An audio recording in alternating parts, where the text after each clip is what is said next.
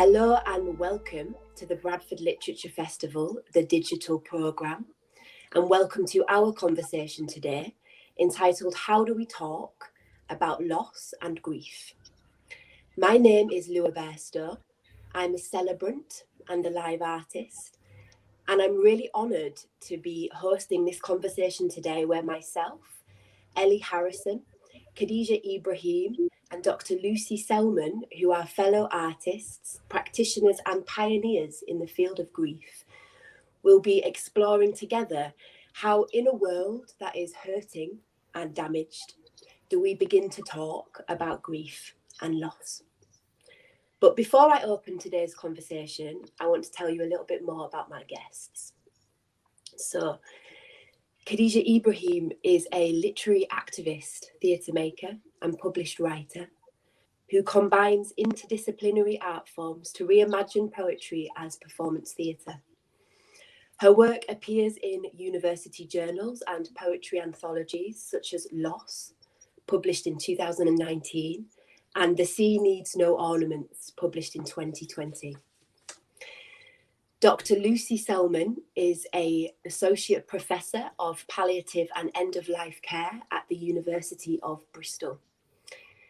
Her research focuses on people's experiences of serious illness, the end of life and bereavement, and how to improve care in these areas. Alongside Dr. Emily Harrop at Cardiff University, Lucy is currently leading a national study of bereavement during the COVID-19 pandemic in the UK. Motivated by her own experiences of grief, she founded the Good Grief Festival. The third festival ran between the 30th and the 31st of October in 2021 this year. And all the content from these three festivals and other Good Grief events is available on the Grief channel, grief-channel.com. And finally, Ellie Harrison. Ellie is an artist living in Leeds and working internationally. She is artistic director of the acclaimed Grief series, a sequence of 7 art projects that opens up spaces to talk about bereavement and end of life. Ellie specialises in embedding care, and participation is at the heart of all that Ellie does. So I'm just going to take a pause there. Ellie specialises in embedding care, and participation is at the heart of all of her work. As a performer, facilitator and mentor, Ellie lectures on her practice. She writes articles, gives talks, performances and workshops at universities internationally, including University of the Arts London, Sorbonne in Paris, UAM in Mexico City. So let's begin. So hello, welcome. Hello. Good morning. Good morning. Good morning.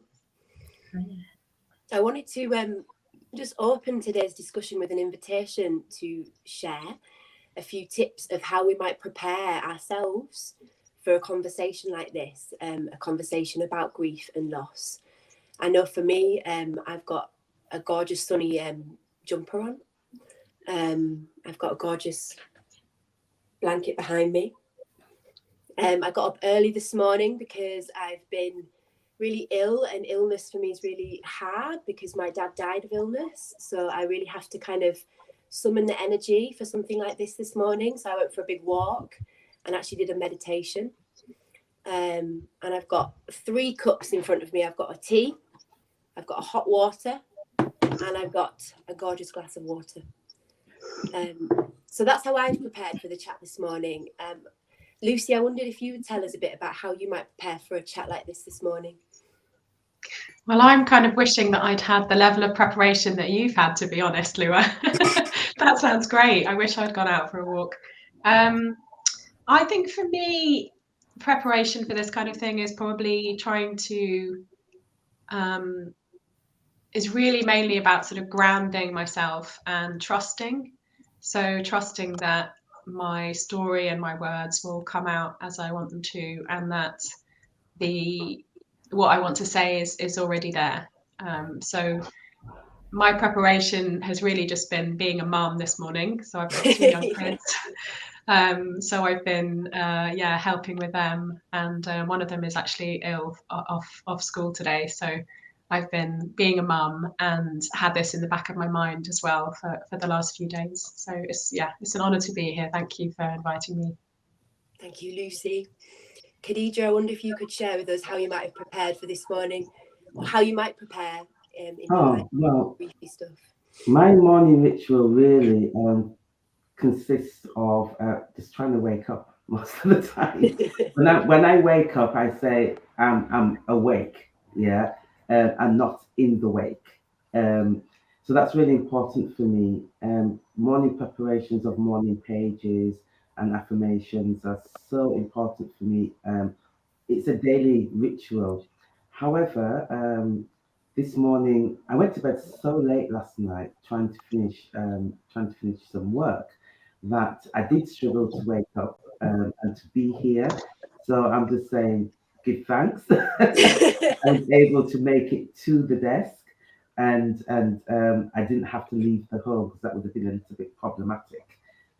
But having a cup of tea is really important for me, and it's not just regular tea; it's a herbal tea, fresh mint, or something like that to really wet the palate and start my day. But more than anything, it's just really daily affirmations of saying, thank you, I'm here, it's a new day, I can continue what I left the night before. And therefore, when I say wake up, it means to be awake and not in the wake of mourning loss. Love that, Khadija. I'm awake and not in the wake. Really love that. Thank you. Ellie, would you like to share? Yeah, well, it's been really interesting hearing everybody with these beautiful, mindful morning rituals. I have none of that. I'm also noticing that I'm blending beautifully with my wall. I think for me, I have chronic fatigue, and so rest is really central to me, and also a sense of slowness. I think that society has a bit of a sense of hurry sickness, and we're always trying to do more faster. And so to go slow and look for moments of colour feels really important to me, and resist that temptation to speed up. So I've been squeezing in as much rest as I can possibly manage. And I have a bowl of coffee. with a spoon. Yeah. Thank you. Good morning. So although I've prepared a series of questions as a framework for today, I really just would love this to be a conversation and just encourage us all to speak spontaneously, randomly, if we feel moved to do so. So how do we begin to talk about grief and loss in a world that is hurting and damaged? Lucy, I wonder if we could start off with you, and I wonder if you would be open to sharing with us about what might have been happening for you in your life that led you to create the Good Grief Festival. And I wonder, has the experience of that festival for you shifted, or does it shift your experience of grief today? Yeah, great questions, and very big questions as well. Yeah. I suppose, like a lot of people, my life has been shaped by grief. So my father died when I was 15 of multiple myeloma, which is a rare form of leukemia. And it really did have a huge impact in that the sort of family dynamics and your sense of self and on all of those things really are affected when something like that happens to you. I think at any time, but maybe particularly at that age, 15, when you're sort of going through so much anyway. And one of the challenges there was that our parents chose not to tell us that he was going to die. So he had the disease for about 5 years. I can imagine for him it was so hard, having young children, being diagnosed. I was about 10, and they chose not to tell us, I think partly because they didn't know what was going to happen. And it was quite unpredictable. They didn't know how long he might have. But then obviously later, then being 15 and not being aware, that was really hard when he died, because it did make me think, are there things I might have done differently, if I'd been given that information. So I think probably that's one reason why I do the job I do, which is, work in academic research in end of life and bereavement. And then more recently, 3.5 years ago now, our second daughter, Ada, was stillborn. And it was really that experience of really profound and sudden, sort of unexpected loss, which motivated Good Grief Festival. So about a year after she died, I just thought I really want to try and do something to bring grief and bereavement more out into the open, and provide opportunities for people to reflect and think about grief and how it affects all of us. So it brought together both my professional interests in that I do research in that area, but also my personal experience and my personal motivation. And the fact that the pandemic then happened, because Good Grief was actually, first conceived of as a pre-pandemic event, and it was going to be a live event in Bristol. And then the pandemic happened, and we had to sort of transform it to an online event. I think what happened there was that there was such a need at that time. Sort of, we ran the first one in October 2020. And we were really in between two lockdowns. There'd been a huge number of deaths already. And I think grief and bereavement have been brought into kind of public conversation and consciousness in a way that they haven't for a really long time. So I think the fact we had so many people attend the first event was really because of that. And I think hopefully there has been a bit of a shift in terms of how we all as a society talk about or relate to grief and loss. At least that's one of my hopes, that might be a silver lining in this terrible situation we've been in. Thank you, Lucy. I wonder if you could zoom in a little bit and talk about, from your observations, of the ways that you feel that the festival has changed, or that COVID-19 right now is changing the way that we're talking about grief and loss in practical terms. There are some indications from some market research and other surveys that have been conducted that there are shifts in how people are thinking about grief and bereavement. So there was a survey that came out earlier this year that the Co-op Foundation ran, and they found that people were saying that they felt more compassionate towards bereaved people, and they felt more willing to talk about grief and loss. So I think that's one way in which the pandemic might have had some benefits. I think in terms of people who've actually experienced bereavement at this time, one of the really hardest things has been the separation and the sort of social isolation that people have felt because of all the infection related restrictions, like social distancing and the lockdown measures. So Good Grief, I think, provided an opportunity for people to come together online, despite the fact that they were experiencing physical, social isolation and being unable to hug their loved ones and things like that. So certainly in the Good Grief community, what we've seen in terms of feedback is a lot of people saying that the festival provided a sort of lifeline, that they could relate to people who were, had shared experiences. They could be part of a like-minded community from the safety of their home.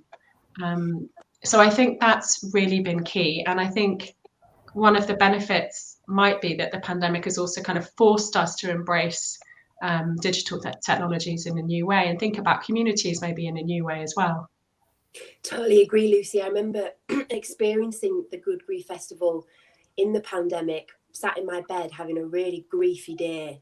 And I didn't even get out of my pajamas, and I was able to just cocoon myself in my bed with my little iPad and just zone out into the festival. So I really appreciated that it was digital and that I was hidden in that respect. Thank you. Yeah, that's great. Yeah, that's great to hear. And I think, I was really worried about moving it online because, as I said, it was meant to be a live event. And I was just really worried about, would there be that sense of connection, and would there be that sense of sharing and kind of community if we moved it online? But actually, a lot of people did say I would have really struggled if it had been face to face. I wouldn't have been able to come, either because of the location or because, emotionally it would have been too difficult to come with my grief and my pain and my suffering and sit in that very public space. So it certainly has had some sort of, unexpected benefits maybe for all of us. Absolutely. Thank you, Lucy, and thanks for what you've shared this morning. Khadija, I wonder if we could move to you. And I wonder if I could ask, delving into your work in preparation for this morning, I was really struck by how prolific your work is and your practice, but also how many ways your writing for me continually speaks about the complex nature of grief and loss.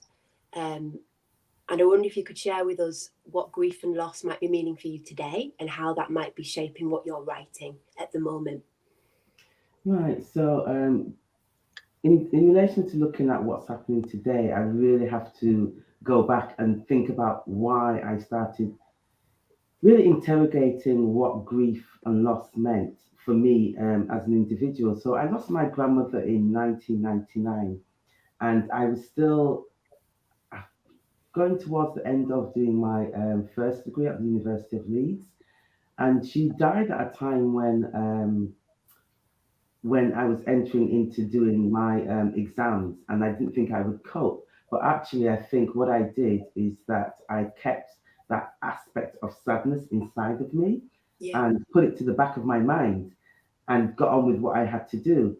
And I realized that that sense of resilience was a thing of containing feelings that we're told that we're supposed to do. But I'd never really experienced loss in that sense. So I didn't really know what that really meant to me. So I kept it there for a long time. But what I realized what I was doing is writing it out, keeping journals, really trying to examine my emotional feelings of grief and what that meant to me. And it was at that point, and I'd lost a few friends before that as in a younger age, but I didn't know what that really meant in terms of grief. So just fast forwarding to really pushing those boundaries of examining what does it mean to lose a member of your family, a very close member of your family, someone that was part and parcel of raising me. You know, she was my mother as well as my grandmother, even though my mother raised me. And so I started to look at writing in different ways and looking at my Jamaican heritage and that richness. And so the first collection of poems, Another Crossing, examines aspects of grief. But what it does, it examines the wider context of loss and bereavement. So to the extent of not just losing a loved one, but losing a home, so moving from one location to another, losing friends, you know, the aspect of change. What does that mean? And so, reading the work of an amazing writer called Christina Sharp, who talks about being in the wake and blackness on the body, it really helped me to reshape my thinking of what loss really contains. So, moving forward in terms of my immediate research, which started back in 2017, to really go back and look at what did loss mean, what did bereavement mean, what were these funeral traditions that I didn't really understand that were happening and unfolding in front of me. The African Caribbean community of Leeds is it's very large in its sense. It appears small and contained, but for me it feels very large. So when someone passes away, it's your friend's auntie, everybody goes to the funeral. It's your friend's grandmother, it's your friend's cousin. We all feel that sense of loss from that community. And there is a saying, there's a saying amongst the Caribbean community is that, well, I actually heard it from a family member, is that funerals are for the living who bury the dead. And with that, I wanted to unpick the meaning of what that meant. And so within my Jamaican heritage, I realized that the Jamaican culture continues to recreate itself within the richness of expression within the people, especially when it comes to rituals and beliefs concerning funeral practices. And so, hearing that statement, funerals are for the living who bury the dead, I understood that that meant that referred to burial rites. And it also referred to the fact that we have a saying, we bury our dead. And burying our dead is based on folklore traditions, which is part of an oral history that's steeped into the people's rituals of what does it mean to coexist with the living and the dead.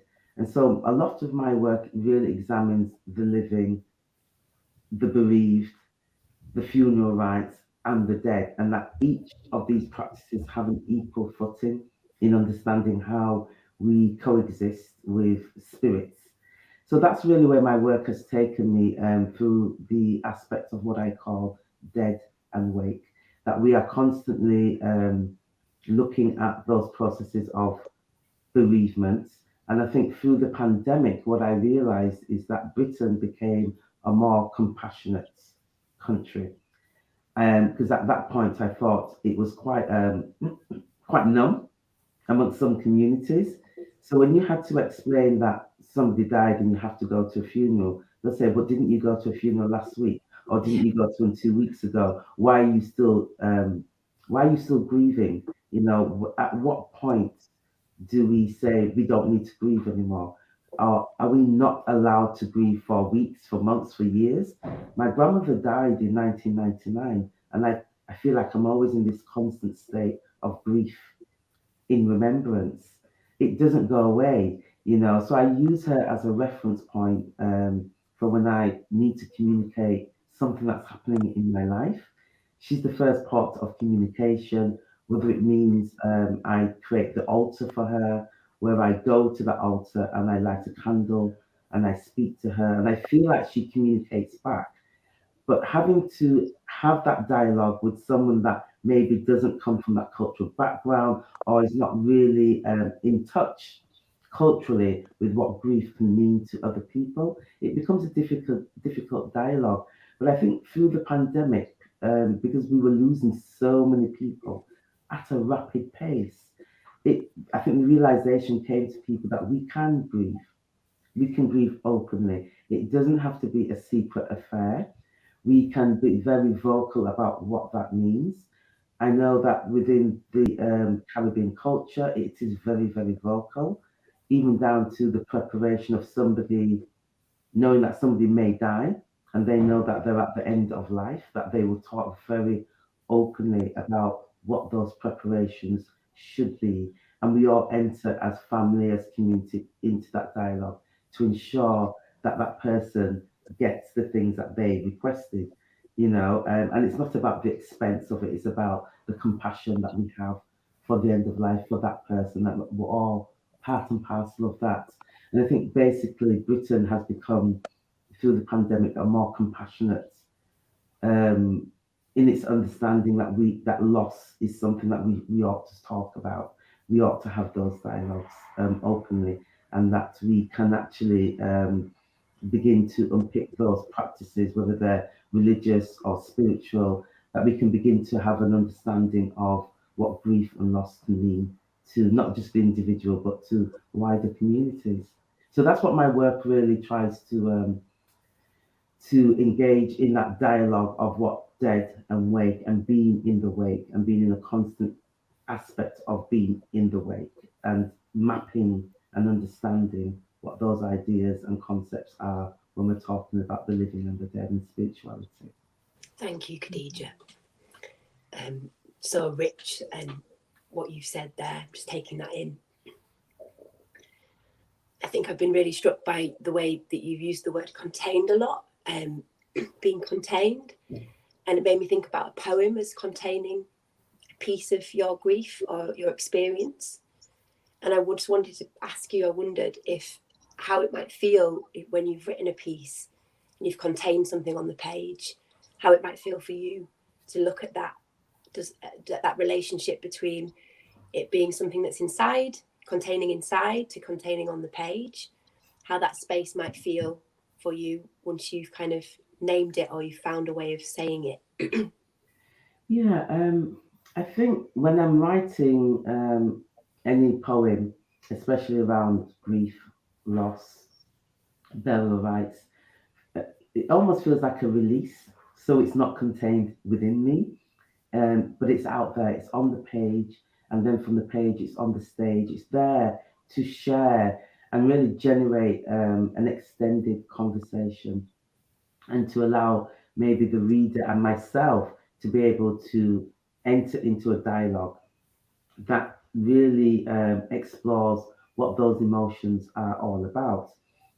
So when I'm writing the poem, it depends on what I'm writing about at that time. So I remember in the anthology of loss by Magna, when I was asked to write about loss. Now, loss is so extended, could be the loss of anything, and automatically I went to bereavement and grief because that's where my mind is at. In fact, in all my commissions in the last from 2019 to present, when someone says we want to commission you to do something, that's where I go. I go into that bereavement and grief and see how I can actually really create a new poem of expression to talk about that. And so in 2019, I was actually in Cuba, and I'd lost my sister-in-law unexpectedly while I was in Cuba. And I'd spoken to her the day before, and I was traveling, I was in Havana, and I was getting ready to travel off to Santiago de Cuba. And I did that early that morning. And I arrived there, and then the next morning I heard that she passed away. And I didn't know what to do with that emotion of those feelings. And so I kept them. I kept them to myself for a period of time. And so when I was asked to write something around loss, I was struggling a little bit. I was looking at other things, but my heart and my mind was there about writing about the sister-in-law.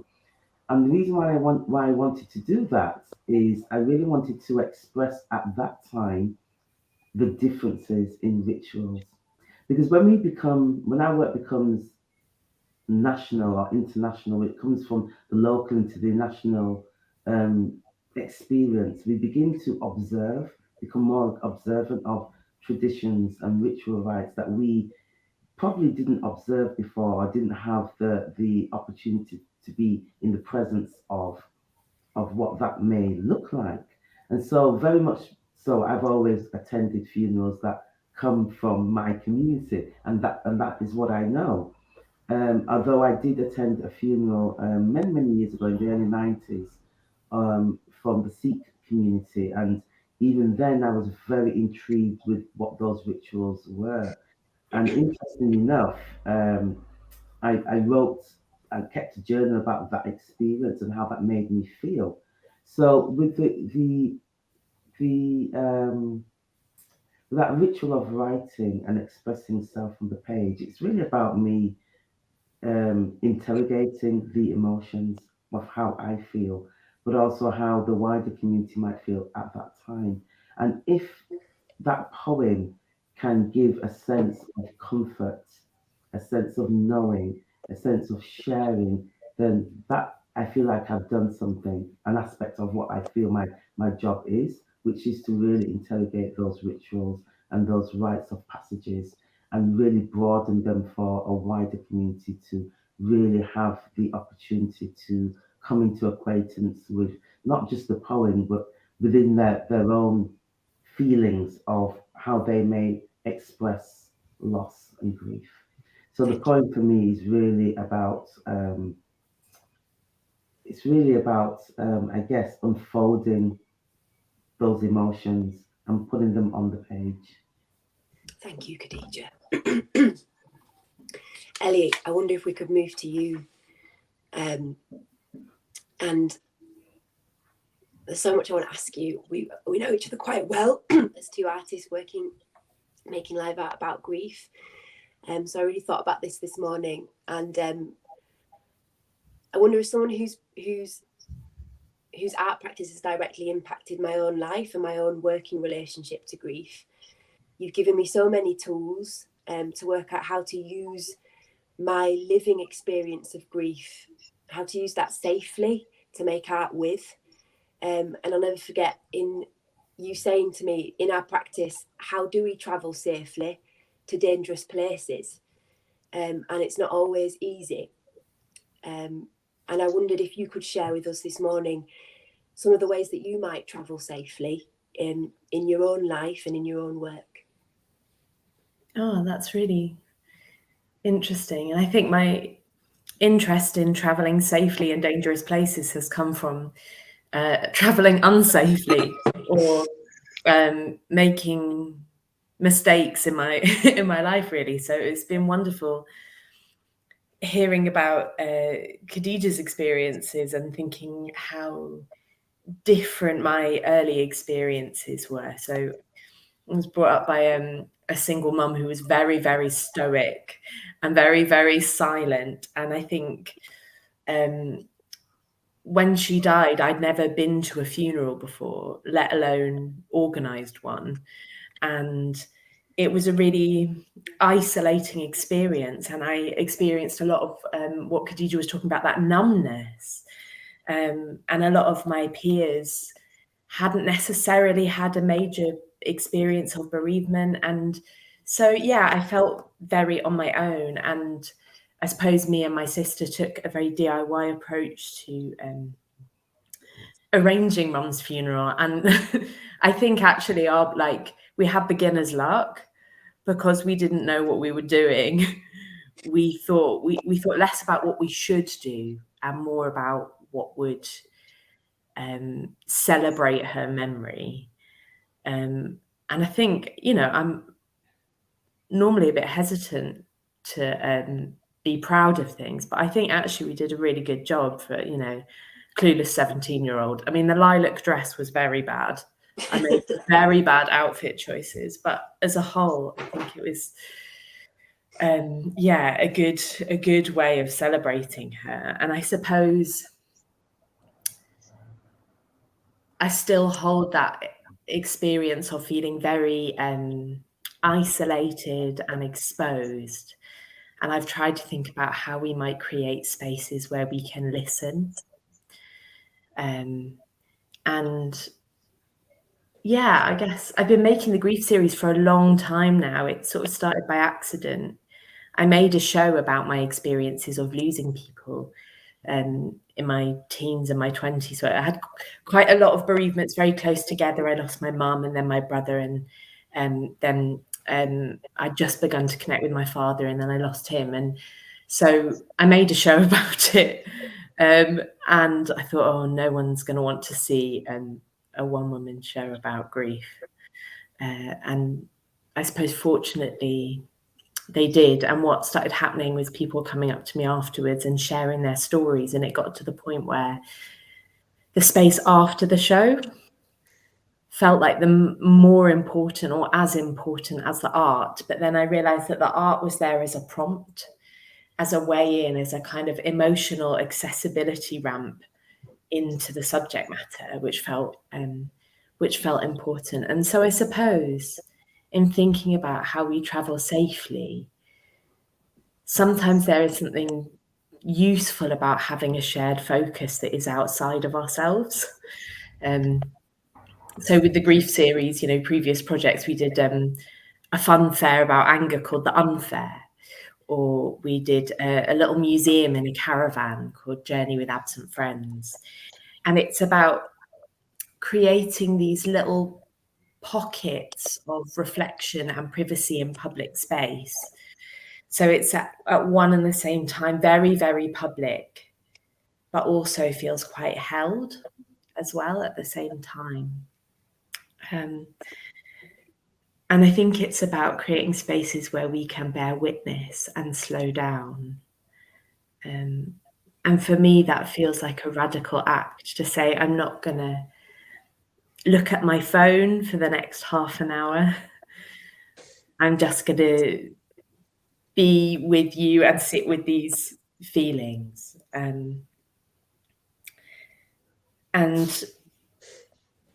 so I suppose slowness and consent. I really think carefully about the ethics of participation and how to allow people to navigate talking about grief at whatever depth they want and feel safe for them. Because I think the reality is that grief, well, for me, grief doesn't stay still. It's different every day. And trying to wrestle it into some kind of order is a bit of a losing battle. I was talking to someone about how we don't try and control the sea. You know, some days it's rough, some days it's calm, and we take it for what it is. And I think I spent a lot of my early experiences of grief trying to wrestle the sea and losing really badly. So I suppose there's a sense to which the work that I make tries to encourage people to be in flow with their grief. I love that, Ellie. There's something you said there about the public and the private, and how your work seeks to practice that, how it seeks to practice that into that really tender intersection between talking about something really private in a public way. And it makes me think about the wider relationship to just the very nature of like this chat and talking about grief, how private that feels, how inside that is, how contained that is. And whoever you're talking to, whether it's someone you know really well, someone you've never met, a room full of strangers, that's really public. And there's something really beautiful there about the way you've built something that helps us practice that transition, which is really tender and really hard. Thank you for what you said. So much more I could ask all three of you, but I'm aware of the time. And I just want to open this space up to just unpick the orbit back and unpick the original question, which was how do we talk about loss and grief? And just I wanted to just hold some space for this last bit of our chat where we might want to just unpick that together and feed that in. We've all spoken, and there might be things that we want to pick up from what each other have said, but I wanted to just hold some space to just riff, basically.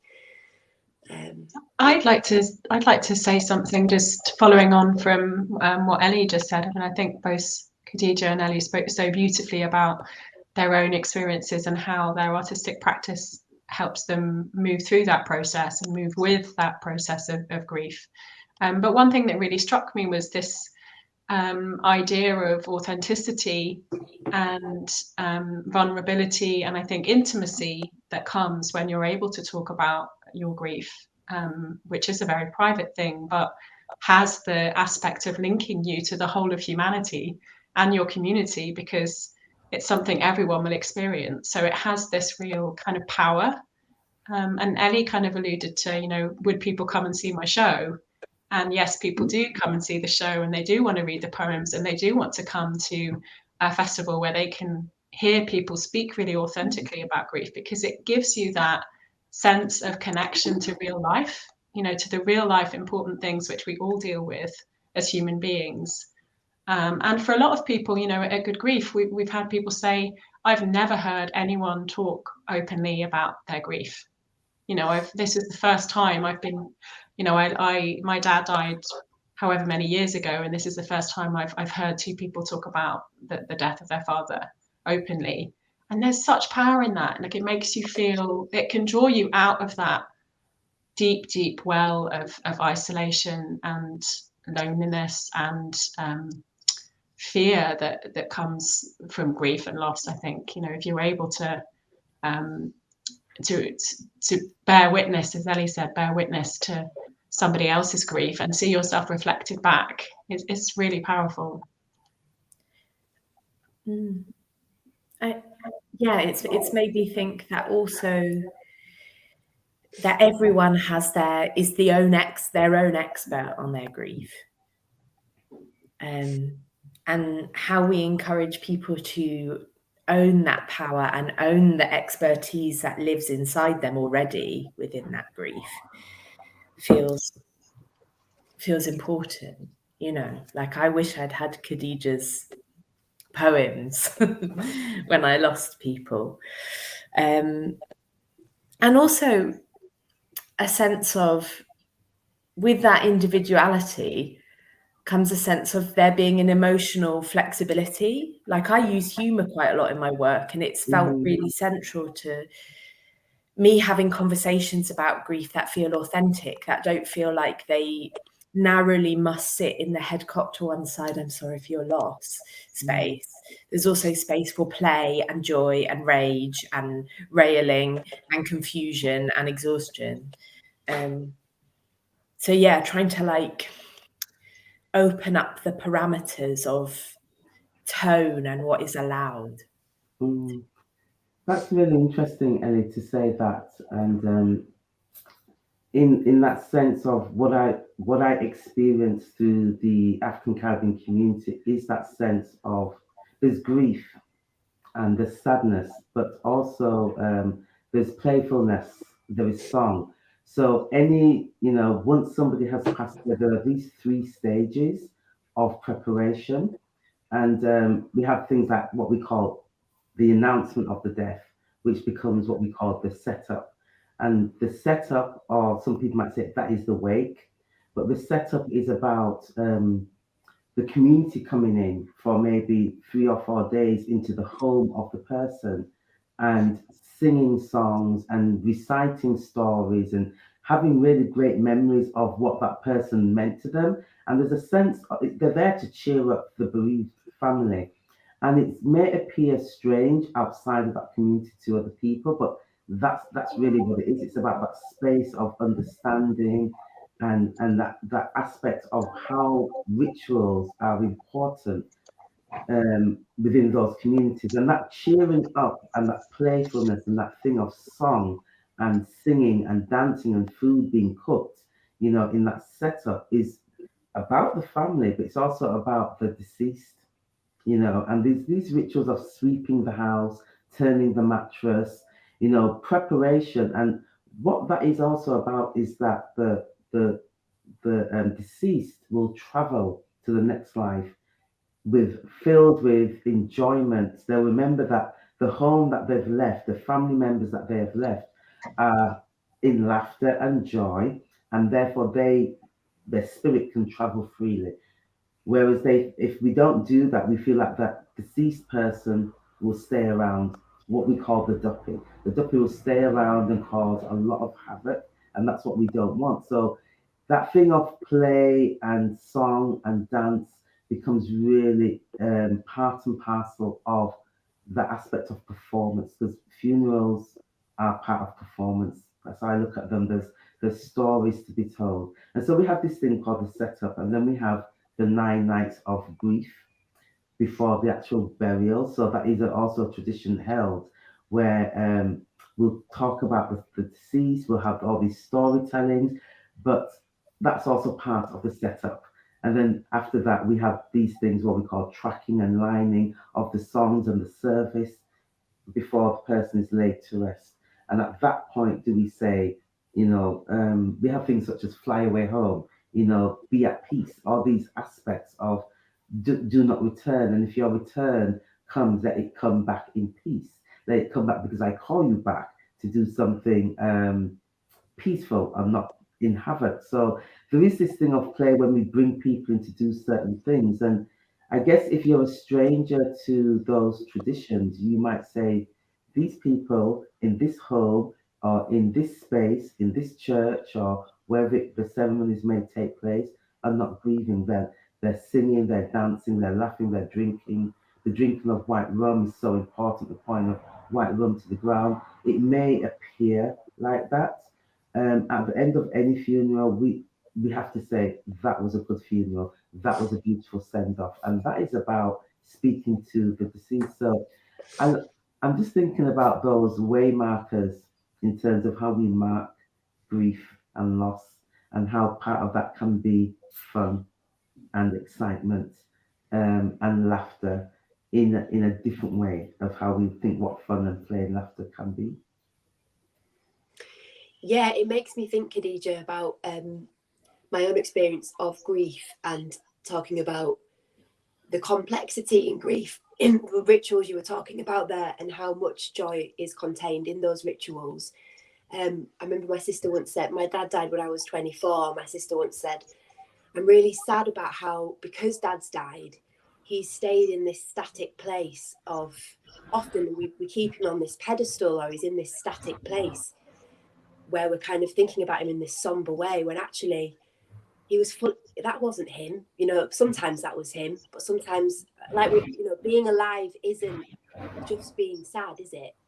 Yeah. Or being in one state or one thing. It's chaos. And it is that state, it's that state of knowing the person who's passed away, and those different levels of state of knowing, so the state that wearing, which is why the saying is funerals are for the living who bury the dead, because we begin to think about our state, of bereavement, of loss. But we also have to think about the deceased and the state that they're in terms of, if we believe in a life after death or something other than just this place here, then it's about creating and making these preparations to send them off to this next life in a state of happiness. And so that is a way of the grieving family to hold on to some aspect of joy, of remembrance of the deceased. That's the concept and the idea of it. It almost sounds, Khadija, like what you're describing that you get from the rituals, or bereaved people can get from those rituals, is a bit like what Ellie was talking about in terms of that stretching out of the idea of what grief can be. Because I think one thing that people who haven't experienced a close bereavement, they sometimes feel like, grieving is like depression, or grieving is like sadness, but actually it's so much more complex, isn't it? You have all of those different emotions all at the same time. And it sounds like some of those really beautiful rituals kind of give a framework and a space for people to feel that whole spectrum of different emotions that you have when you're grieving. Remembering all the amazing things about that person and giving thanks for that, but at the same time feeling, the fear or the confusion or the sadness or whatever happens to be that day, which changes all the time. Yeah. Mm-hmm. For me, I sort of started to think about it more like a musical chord. Like happiness and sadness are not like two separate entities. They're things that are woven in different amounts into the same experience. So my happiest moments have some sadness in, and my saddest moments have more joy. And I guess like the joy ratio moves, but is sort of increasing. I'm now like at a place where I can really enjoy cooking something that my mum taught me how to cook, or there's more bandwidth for joy in there than there was right when it happened. And it's those senses, you're talking about cooking. It's all those senses. I know when I sit, interestingly enough, as a child shopping with my grandmother in Leeds, when we'd go to the Leeds market, one of the treats afterwards would be fish and chips. And from that one particular fish and chip shop, which has now moved inside the market. And it's interesting for me because every time I go to that fish and chip shop, before they moved, that was grandma. That was my grandma. That smell of fish and chips is grandma. And when they moved location, it was a loss. I said to them, "Oh my God, you've moved location," and it feels really sad. And I started to explain to one of the women that worked in there about my grandmother. It just started, the smell unfolds a story, a narrative. The very fact of them just moving location felt like a loss, because you've taken something. The smell is there, and the fish and chips is still great, but almost like they've taken something from me by moving that location, because I knew walking past there was grandmother, and just certain smells. My grandmother used to put things that she'd always have a preparation box or trunk for any occasion, so that she had a trunk for, in case I have to go into the hospital, these are the hospital clothes.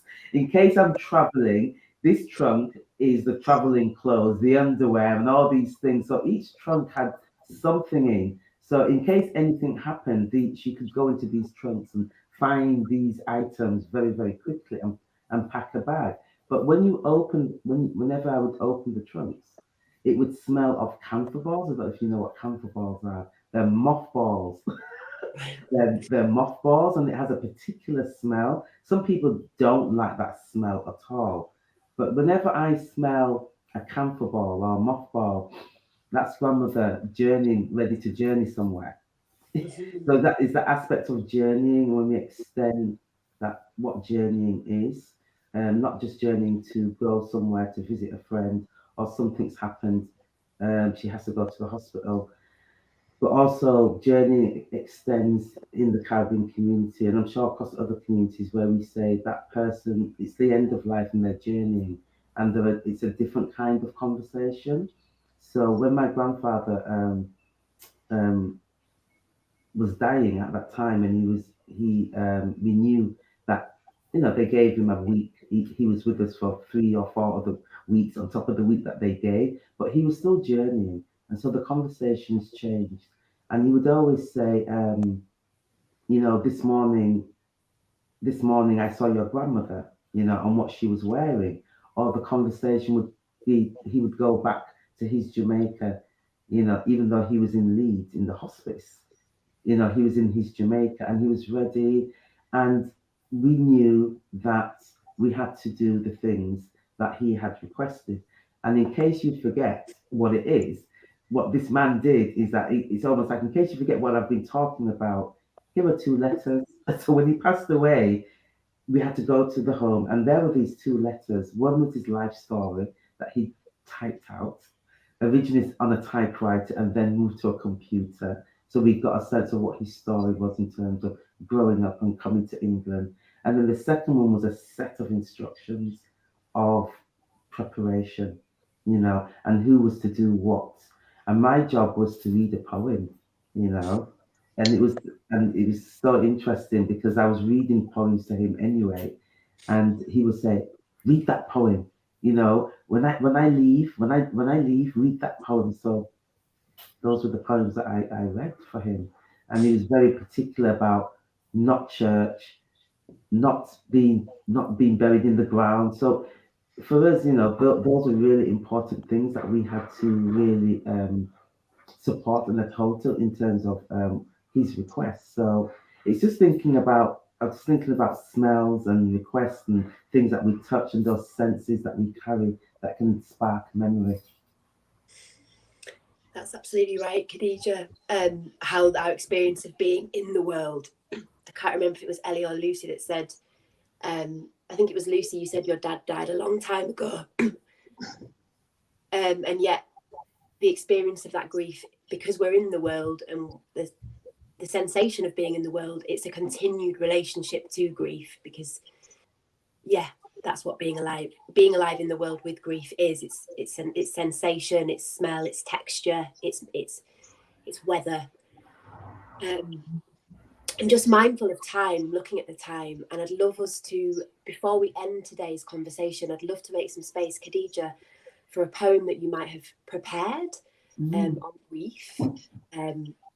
Do you have something that you would like to share with us this morning? Yeah, I thought that I would, since the biography mentions the anthology of loss by Magna, I thought I would actually read the poem from there.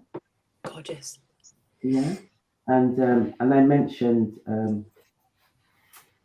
when I was commissioned to write something on loss, and I struggled. I went to that part where I knew that I'd just lost my sister-in-law. I was back in England, and I wanted to write about what that felt like and what was happening, but also to unpick those differences of what, being in Cuba as opposed to being in Leeds and burying a loved one.